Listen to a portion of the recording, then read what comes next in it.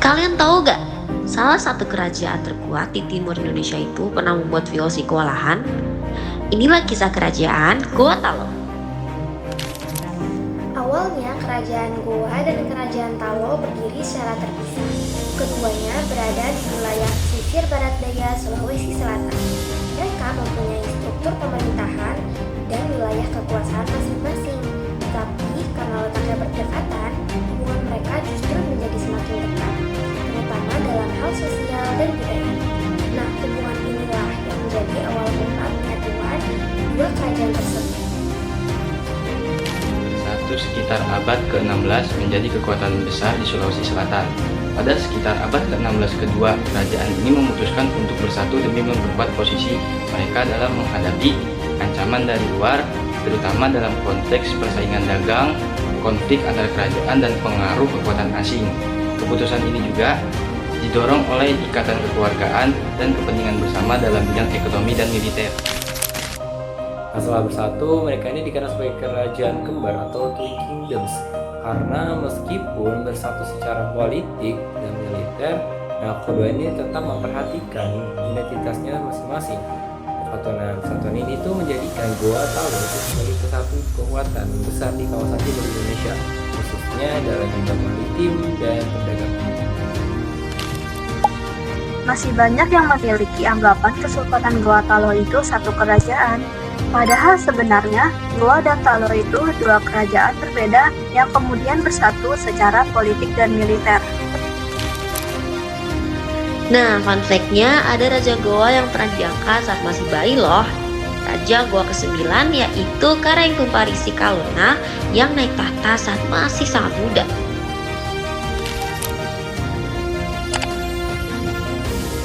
Ketika Goa Talo mulai berkembang sebagai pusat perdagangan laut, hubungan antar kerajaan pun ikut terjalin. Salah satunya dengan kerajaan Ternate yang saat itu sudah lebih dulu memeluk Islam dari Gresik dan Kiri.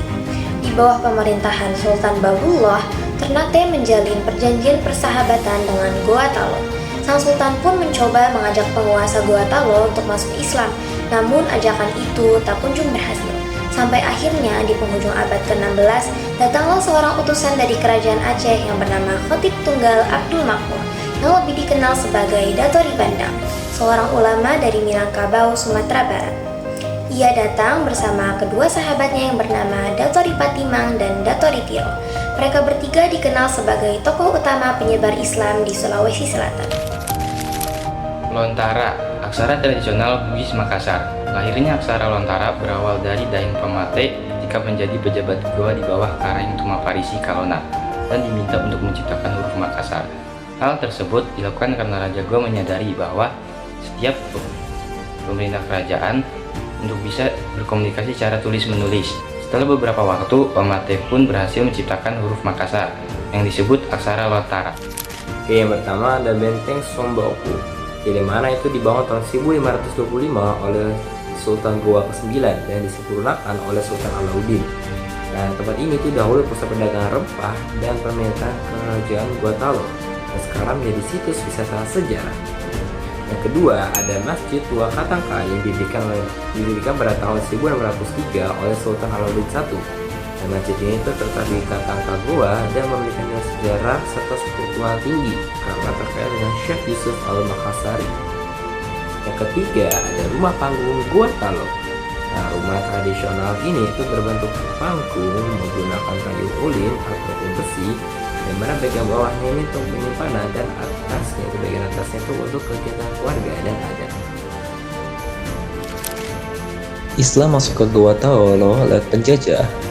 Salah. Faktanya, si Islam ini justru disebarkan oleh ulama dari Minangkabau secara damai dan diterima oleh para raja. Bahasa diplomatik kuno. Mereka menggunakan bahasa Makassar kuno khusus dalam naskah dan diplomasi, bukan bahasa sehari-hari. Dipimpin raja-raja besar seperti Tuni Palangga dan Sultan Hasanuddin. Kerajaan Goa Talo mencapai masa kejayaan pada abad ke-16 hingga ke-17 di bawah pemerintahan raja-raja besar seperti Karaeng Tuni Palangga, Kulaweng, dan Sultan Hasanuddin. Mereka dikenal sebagai pemimpin bijaksana, tegas, serta mampu memperluas wilayah dan memperkuat sistem pemerintahan. Makassar bukan sekedar ibu kota kerajaan. Pada masa kejayaannya, pelabuhan Makassar menjadi pusat ekonomi yang sangat ramai. Bayangkan, berbagai komoditas seperti rempah-rempah, kain, emas, hingga barang-barang dari luar negeri diperjualbelikan di sana. Para pedagang datang dari berbagai penjuru dunia. Salah satu kekuatan utama Gua Talo adalah armada lautnya. Nah, kapal-kapal seperti perahu, pinsi, dan lambo ini digunakan nggak hanya untuk berdagang, tapi juga untuk mempertahankan wilayah laut kerajaan. Nah, teknologi pembuatan kapal mereka ini termasuk maju pada masanya, dan perahu pinsi kini menjadi simbol budaya maritim Sulawesi Selatan. Fun fact-nya, laut sebagai istana ketiga Goa Talo dikenal punya armada laut kuat, hingga disebut sebagai kerajaan maritim nomaden oleh pedagang asing.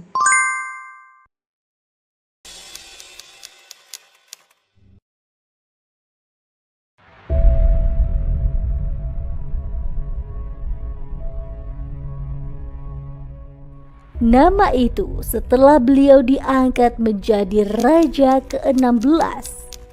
Putra kelahiran Goa, Sulawesi Selatan pada tanggal 12 Januari 1631 ini melanjutkan kepemimpinan raja sebelumnya yang tidak lain adalah ayahnya, Manuntungi Daeng 24 November 1666.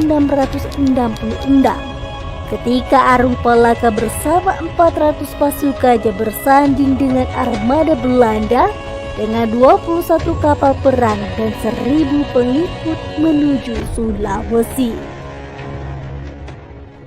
Perang ini lalu berakhir pada 18 November 1667 yang pada saat itu juga berhasil memaksa Sultan Hasanuddin. Sultan Hasanuddin berjuluk ayam jantan dari timur. Sultan Hasanuddin merupakan salah satu pahlawan nasional asal Sulawesi Selatan. Ia merupakan Raja Goa yang ke-16. Sultan Hasanuddin terlahir dengan nama Muhammad Bakir Imalombasi Daeng Matawang Karaeng Bonto Mangape. Nama Sultan Hasanuddin sendiri diberikan pada saat ia menduduki tahta kerajaan Goa. Sultan Hasanuddin dikenal sebagai sosok yang berani, tegas, dan pantang menyerah. Karena karakter inilah Sultan Hasanuddin mendapatkan julukan The Heaven van de Oosten, yang berarti ayam jantan dari timur. Julukan ini diberikan oleh pihak Belanda. Kerajaan ini memiliki aturan perang yang harus dipatuhi, termasuk larangan menyakiti warga sipil. Banyak yang mengira kerajaan Goa Talo hilang tanpa jejak, padahal kenyataannya berbeda. Faktanya, masih ada banyak peninggalan sejarah dan nilai budaya yang masih dijaga dan dilestarikan oleh masyarakat Bugis Makassar. Sistem pemerintahan yang berganda. Goa Talo mempunyai 2 raja aktif sekaligus. Yang pertama sebagai raja utama atau Goa dan satu sebagai penasehat atau Talo. Tapi mereka memerintah secara bersama-sama.